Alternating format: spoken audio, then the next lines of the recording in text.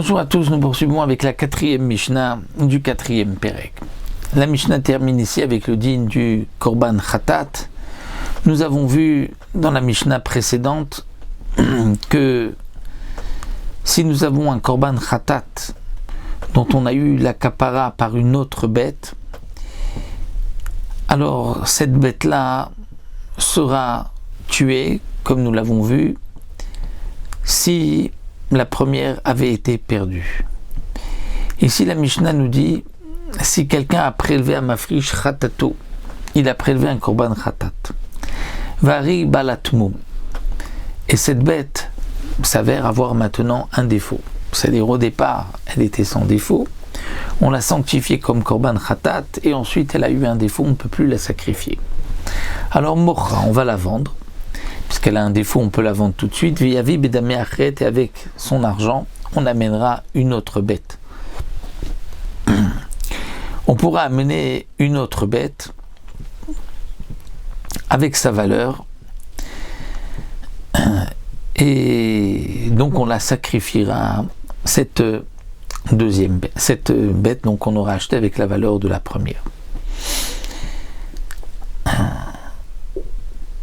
Rabbi Lazar et Rabbi Shimon nous dit Im karva ashniat shelo nishreta rishona tamut shevar kipra ba'ali. Mais attention, nous dit Rabbi Lazar et Rabbi Shimon, si tu as sacrifié la deuxième avant d'avoir égorgé la première, n'oublions pas que la première avait un défaut, donc on l'a vendue, eh bien Rabbi Lazar et Rabbi Shimon nous dit cette bête il faut vite l'égorger avant qu'on sacrifie la deuxième qu'on a achetée avec sa valeur.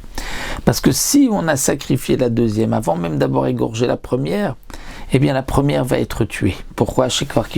Parce que ça reste quand même un khatat dont les propriétaires ont eu une kapara. Pour les chachamim, on ne fait pas cette différence. Pourquoi? Explique le Barthénora. Parce que dès que tu l'as vendue, c'est comme si elle n'est plus dans ce monde. Donc, c'est vrai que avant qu'elle soit vendue, si tu avais acheté une autre bête et que tu vas avoir une kapara avec une autre bête, alors c'est vrai qu'on va dire, tiens, j'ai une kapara avec une autre bête, la première va être tuée. Mais étant donné que celle-ci a été vendue, donc c'est comme si elle n'est plus là. Et lorsqu'on a une kapara avec la deuxième, la première, elle avait un défaut, elle a été vendue, elle est maintenant rouline, donc on peut l'égorger quand on veut.